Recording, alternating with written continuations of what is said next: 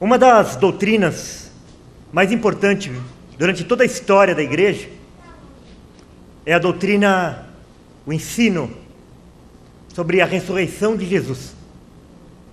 A nossa fé, ela seria totalmente vã se nós não acreditássemos na ressurreição de Jesus. É na ressurreição de Jesus que nós podemos depositar toda a nossa confiança. Porque, semelhantemente como Ele ressuscitou, nós também temos a esperança de ressuscitarmos assim como Ele ressuscitou. No nosso dia a dia nós conhecemos muitas religiões, e essas religiões têm os seus fundadores, mas em todas elas nós podemos achar os seus túmulos e os seus restos mortais, mas não aquele que é o chefe, aquele que é o Senhor daquilo que nós acreditamos que é o Messias, pois o seu túmulo está vazio, porque Ele mesmo disse: eu dou a minha vida, mas eu tenho o poder de tomá-la de volta, assim como Ele fez. Assim como Ele morreu, ao terceiro dia Ele ressuscitou. E este acontecimento que eu quero compartilhar com vocês, ele traz ensinos a respeito da ressurreição de Jesus e da importância que nós temos em acreditarmos nisso, em termos fé na ressurreição de Jesus.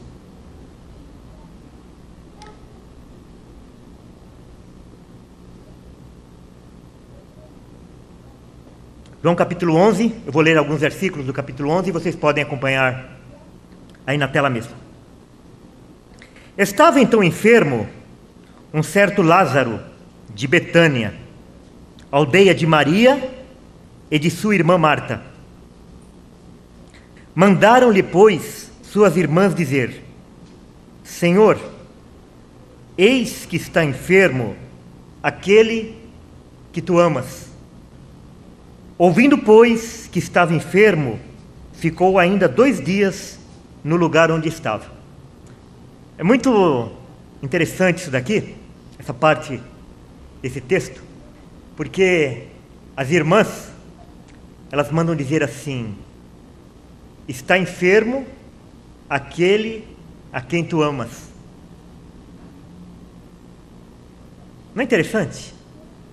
Eles não falaram assim: olha, o nosso irmão está enfermo, ou Lázaro está enfermo, mas está enfermo aquele a quem tu amas. E Jesus entendeu do que se tratava. Mas aparentemente, Jesus não fez muita conta de receber essa notícia. Embora de verdade Ele amasse aquela família, todas as vezes que Jesus estava em Jerusalém, ou quase sempre, ou com frequência, Ele se hospedava na casa de Marta, Maria e de Lázaro. Essa aldeia de Betânia, ela ficava mais ou menos 15, 20 minutos a pé do templo, por exemplo. Então, o templo fica no Monte Moriá, depois tinha o Monte das Oliveiras, e Betânia ficava depois do Monte das Oliveiras. Então Jesus descia o Monte Moriá, subiu o Monte das Oliveiras, descia o Monte das Oliveiras, e estava ali nesse vilarejo lá em Betânia. Então, era muito perto, era uma viagem que se fazia a pé, em poucos minutos. Então Jesus ouviu e Ele não se agitou, Ele não saiu correndo para verificar o que estava acontecendo com Lázaro, e Ele ficou lá onde ele estava ainda durante 2 dias. Após 2 dias, Ele chegou na aldeia. Chegando, pois, Jesus achou que já havia 4 dias que estava na sepultura. Ouvindo, pois, Marta que Jesus vinha, saiu-lhe ao encontro. Maria, porém, ficou assentada em casa. Disse, pois, Marta a Jesus: Senhor, se tu estivesses aqui, meu irmão não teria morrido. Essa é a primeira afirmação que Marta faz ao Senhor. Se tu estivesses aqui, o meu irmão não teria morrido.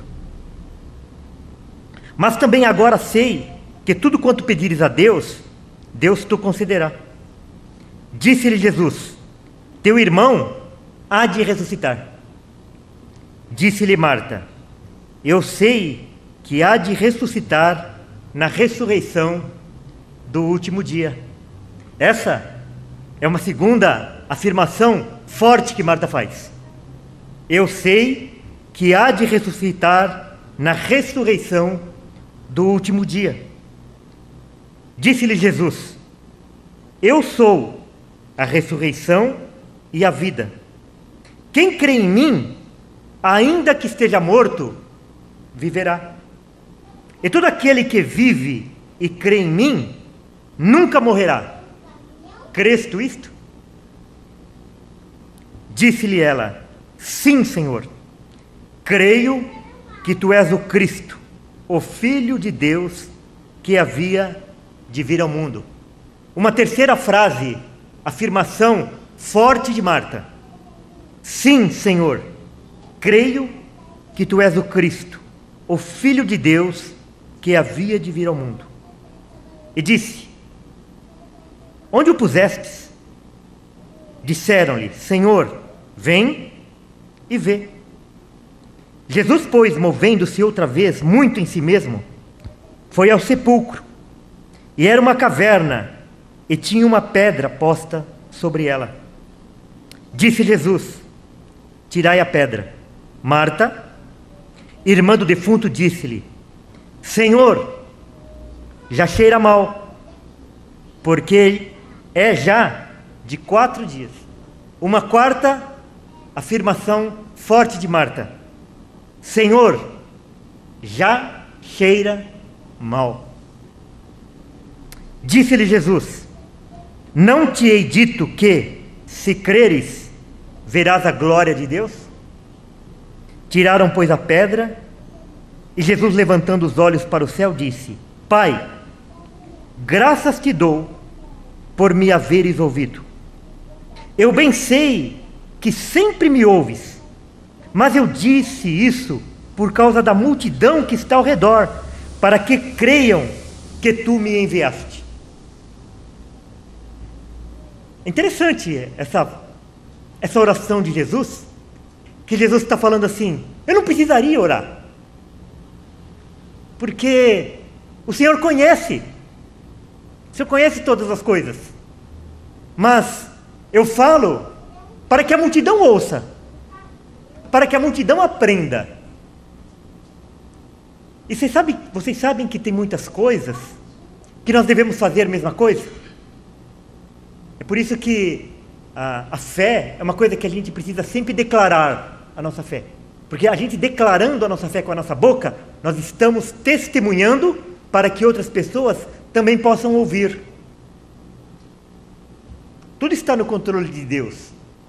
Deus sabe todas as coisas, mas Ele escolheu as ferramentas certas, apropriadas e adequadas para realizar aquilo que Ele quer. E uma das maneiras como que Deus escolheu para que as pessoas fossem alcançadas pelo Evangelho é através da profissão de fé de outras pessoas. Umas pessoas ouvindo a profissão de fé de outras pessoas, e ao ouvir o testemunho de fé, elas também adquirem a fé. Por quê? Não sei. Porque foi esta a razão, foi este o motivo, foi essa ferramenta que Deus escolheu para que as pessoas pudessem vir a ter fé. Por isso que a palavra de Deus diz assim: a fé vem pelo ouvir e ouvir a palavra de Deus. Então o fato de nós estarmos aqui nesta noite ouvindo da palavra de Deus é para que, quando nós vamos sair daqui, a gente saia com mais fé do que nós entramos. Que a gente saia para o nosso trabalho, para a nossa casa, com mais fé do que se a gente tivesse ficado em casa ouvindo aquelas coisas maravilhosas que tem no domingo à noite na televisão. Não é verdade? Que ao invés de nós adquirirmos fé, nós ficamos mais pessimistas, mais deprimidos. Então nós estamos aqui para quê? Para louvarmos a Deus e para ouvirmos a sua palavra, e para que a nossa fé seja acrescentada a cada dia. E tendo dito isto, clamou com grande voz: Lázaro, vem para fora.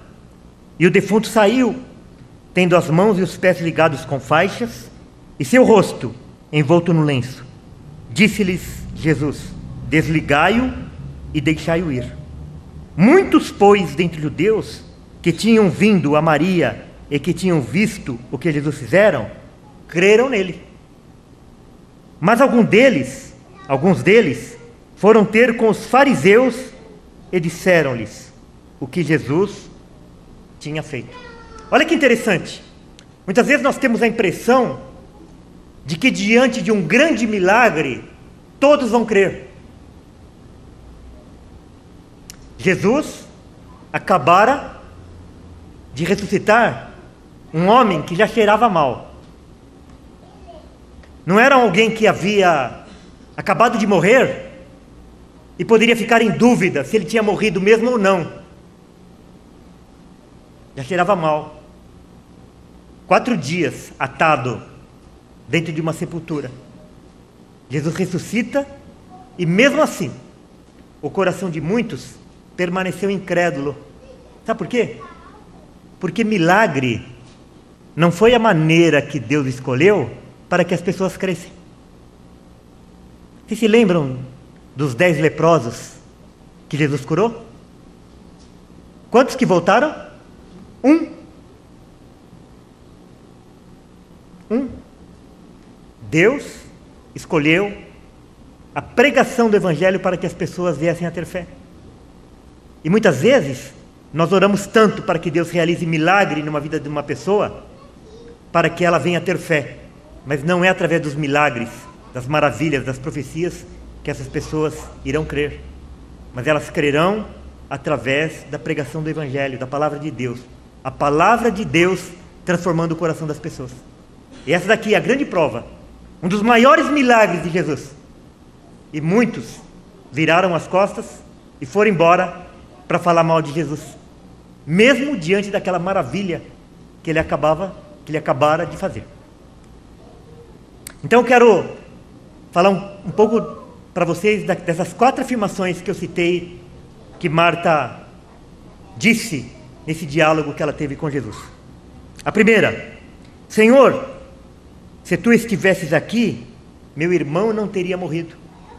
Jesus se aproxima, Jesus chega, ela com certeza esperava que Jesus tivesse chegado antes que seu irmão morresse, e Jesus não chegou. Morreu, passou um dia, 2, 3, após o 4º dia chega Jesus. E quando ela vê Jesus, a primeira coisa que ela fala: Senhor, se tu estivesses aqui, o meu irmão não teria morrido. A gente não sabe qual o tom que ela utilizou para falar isso, mas ela pode ter falado num tom simplesmente de lamentação, ou então ela pode ter falado num tom de cobrança. Mas seja uma coisa, ou seja outra, essa afirmação de Marta representa uma parte dos homens que acredita num Deus, que acredita num Cristo, que tem poder, ou teve poder, apenas no passado. Que o seu poder se limita às coisas que foram feitas no passado, aquelas coisas que estão reveladas nas Escrituras. Se eu vivesse no passado, se eu vivesse com Jesus, se eu vivesse naquela época, aconteceria isso, isso e aquilo. São pessoas que depositam a sua fé em Deus apenas nas experiências do passado. Ela não tem uma experiência contemporânea a respeito do poder e da ação de Deus na vida dela. Toda a sua experiência se baseia no passado. Então essa afirmação de Marta representa esse grupo de pessoas, em que elas creem que Deus é um Deus do passado, um Deus que teve poder, teve controle no passado, mas se resume a isso, como se Jesus Cristo ainda estivesse pendurado no madeiro, em que o seu poder fosse limitado ao tempo, um Deus do passado, um Deus que apenas realizou, em que os seus feitos pertencem a um passado remoto, E muitas pessoas vivem então nessa fé, nessa crença de um Deus que apenas realizou no passado. A segunda afirmação, quando Jesus fala que Ele tem poder para ressuscitar, ela faz uma afirmação diferente. Eu sei que há de ressuscitar na ressurreição do último dia. A primeira afirmação dela estava baseado no passado. Essa segunda afirmação de Marta está baseada onde? No futuro. Se tu estivesses aqui, meu irmão não teria morrido. Passado. Agora ela vem e faz uma afirmação. Eu tenho fé, eu creio que Ele há de ressuscitar no último dia. Representa também um outro grupo de pessoas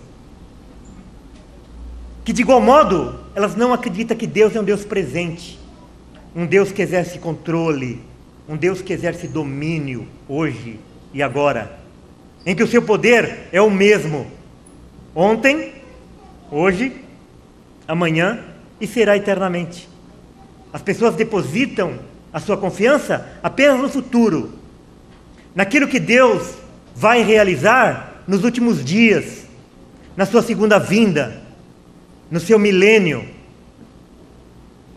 quando todas as coisas vão ser renovadas, vão ser destruídas e vão ser feitas novas. Então a pessoa deposita sua confiança, sua esperança apenas no futuro. E finalmente, nessa terceira, ela faz aquela afirmação da extrema confiança em quem era Jesus. Sim, Senhor, creio que Tu és o Cristo, o Filho de Deus que havia de vir ao mundo. E esse terceiro grupo representa aquelas pessoas que depositam a sua confiança num Deus que Ele tem poder sobre o passado, sobre o presente e sobre o futuro. Um Deus que tem um poder atemporal, que não está limitado ao tempo e nem ao espaço. Um Deus que tem poder de fazer as mesmas coisas hoje que Ele teve no passado e que Ele tem de fazer no futuro. E muitas vezes nós perguntamos assim, por que as maravilhas que nós podemos ver e ler no passado, nós não vemos acontecer nos dias de hoje? Por quê? Qual a razão? Nós encontramos numa das parábolas de Jesus, que por sinal também é de Lázaro, chama o rico e Lázaro, e naquele diálogo que Jesus tem com o rico, ele fala assim para pai Abraão, mande que Lázaro vai e fale com os meus parentes sobre esse lugar de tortura, para que eles não venham para cá também. Daí lá na parábola fala assim, se eles não acreditam nos profetas e em Moisés, nem ainda que o morto ressuscite, eles irão acreditar.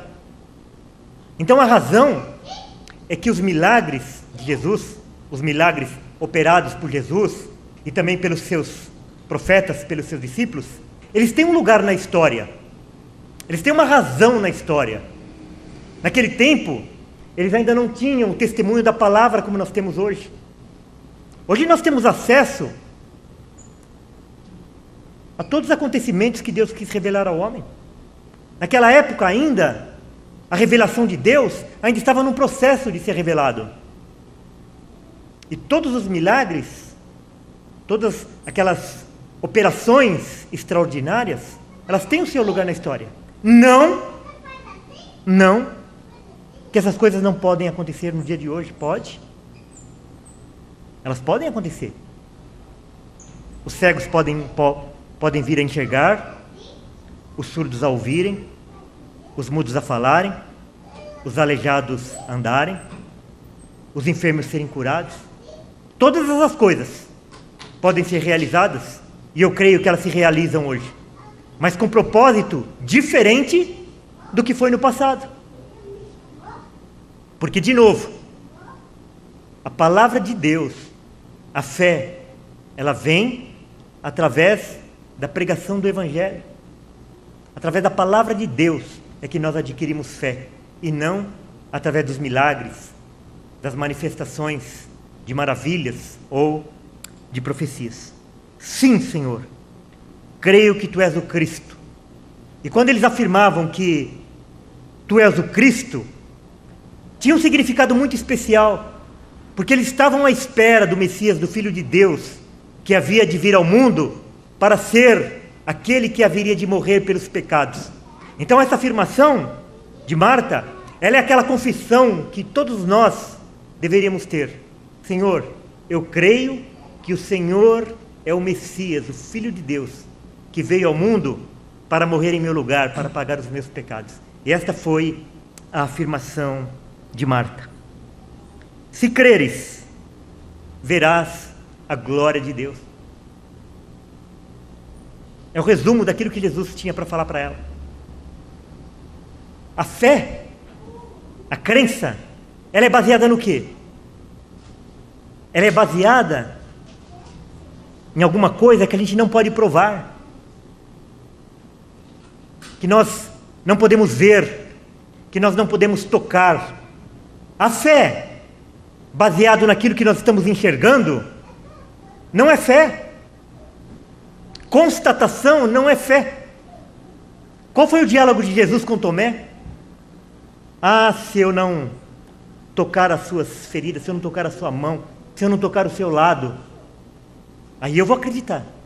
E quando Jesus aparece diante dele, fala: Tomé, vem aqui, coloca seu dedo aqui.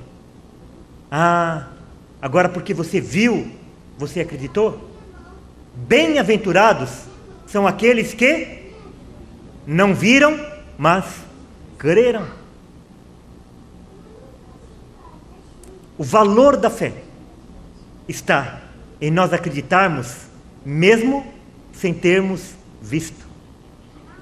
Acreditarmos no testemunho da palavra de Deus. E é isso que ele fala para Marta. Marta, seu irmão ainda não ressuscitou, mas se você crer, você vai ver a glória de Deus. Se creres, verás a glória de Deus. Jesus fala assim: eu sou a ressurreição e a vida. Quem crê em mim, ainda que esteja morto, viverá. E todo aquele que vive e crê em mim, nunca morrerá. Crê em mim, crê nele. Esta é a fé que faz a diferença na nossa vida. Porque nós acreditando em Cristo como Filho de Deus, como o Cristo que veio ao mundo, aquele que ressuscitou, nós também temos esperança de que um dia, assim como ele ressuscitou, nós iremos ressuscitar com ele. E a última afirmação que eu gostaria de compartilhar com você é essa: Senhor, já cheira mal. Diante daquela situação em que Jesus manda que eles tirem a pedra para que ele pudesse operar aquele milagre que ele estava prestes a operar, vem essa desoração de Marta, uma oração ao contrário. Senhor, deixa isso para lá, ele já cheira mal. E quantas vezes a nossa oração, a nossa afirmação diante das dificuldades que nós encontramos no dia a dia é igual a esta de Marta. Nós temos alguns defuntos na nossa vida, e quando nós precisamos lidar com esses defuntos na nossa vida, essas situações que é melhor a gente deixar ela quieta, porque se mexer ela vai cheirar mal, ao invés de nós confiarmos, assim como Jesus falou assim: se creres, nós temos a mesma reação de Marta. Isso é caso perdido, isso já cheira mal. Ah não, aquela pessoa lá, aquilo não tem jeito. Aquele relacionamento, aquilo lá não tem mais jeito. Aquele meu filho, aquilo lá não tem mais jeito. Aquela minha filha, não tem mais jeito. Meu marido, ele não tem mais jeito. Minha mulher, não tem mais jeito. Meu casamento, não tem mais jeito. E quantas situações na nossa vida nós temos a mesma reação que teve Marta. Senhor, já cheira mal. E assim como Jesus falou para tirar a pedra para que ele pudesse operar, não que ele não pudesse operar, mesmo que eles não tirassem a pedra, não é isso. Mas tudo tem um ensinamento, tudo tem uma razão para que as pessoas testificassem, para que as pessoas testemunhassem e pudessem enxergar. Então nós, diante dessas situações, desse cheira mal, nós também precisamos retirar a pedra. E assim Deus opera em nossa vida. Então nós devemos tirar a pedra da incredulidade. Se creres, quer dizer, se você não for incrédulo, se você confiar, se você tiver fé, você verá a glória de Deus remover a pedra da incredulidade, a pedra da tradição. Quantas vezes nós somos impedidos de gozarmos das bênçãos de Deus, daquilo que Ele tem preparado para nós, porque nós somos presos à tradição, aquilo que nós aprendemos, aquilo que nós recebemos da nossa família, aquilo que nós recebemos dos nossos antepassados. E porque nós ficamos presos à tradição, nós impedimos que Deus opere em nossa vida. Há uns anos atrás,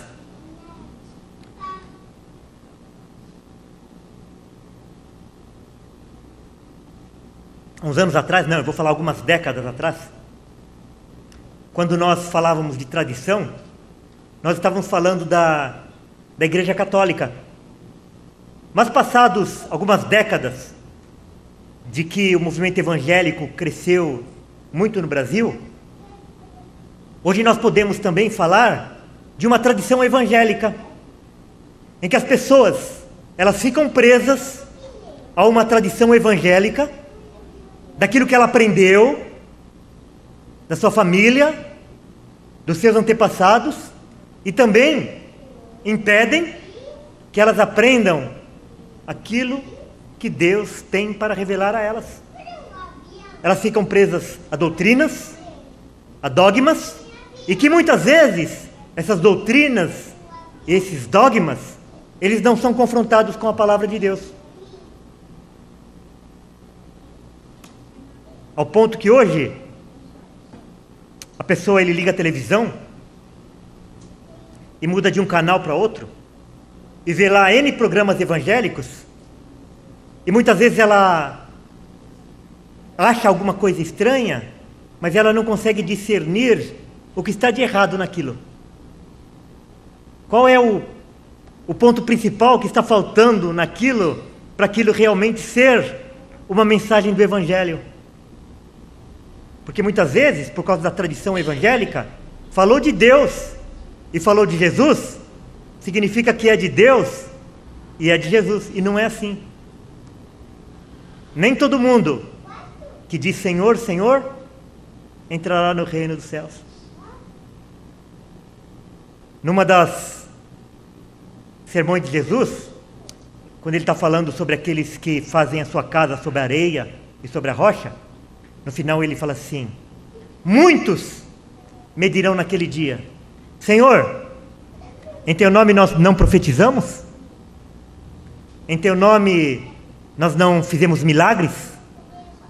Nós não fizemos maravilhas? Nós não profetizamos? E eu lhes direi, eu não vos conheço. Onde é que estão essas pessoas que estão fazendo milagres? Profetizando, fazendo sinais e maravilhas? Estão em nosso meio. Não estão em nosso meio? E muitas vezes, porque nós estamos apegados à tradição, nós não temos discernimento. para entendermos todas essas coisas que estão acontecendo. E nós somos levados da mesma maneira, de um lado para outro, sem entendimento da palavra, porque nós estamos presos a uma tradição. E nós precisamos tirar a pedra da tradição, para que Deus possa trabalhar em nossa vida. E o orgulho? Essa é uma pedra muito difícil de ser trabalhada.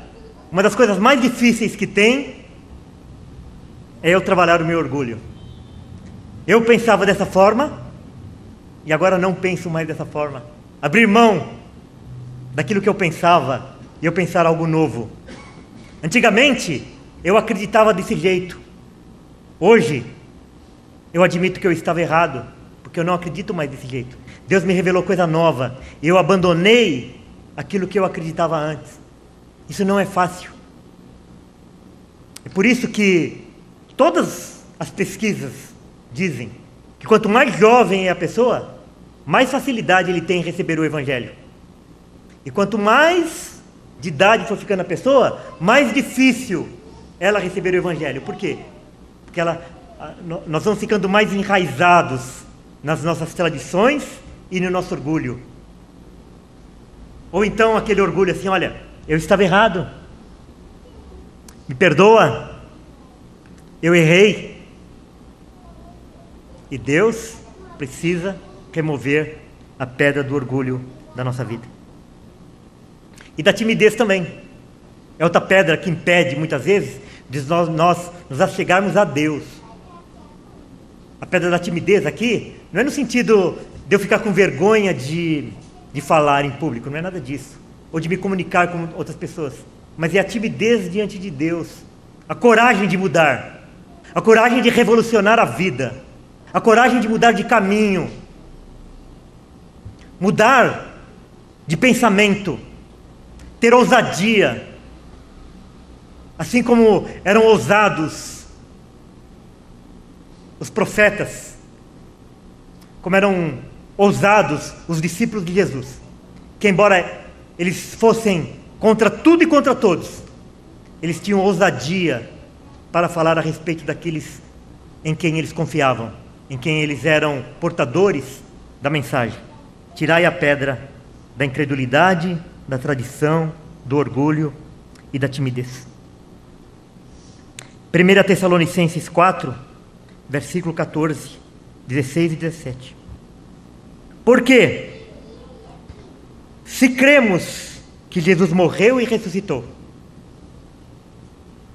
assim também aos que em Jesus dormem, Deus os tornará a trazer com Ele. Nós não temos prova científica da morte e da ressurreição de Jesus, mas nós temos o testemunho da sua palavra.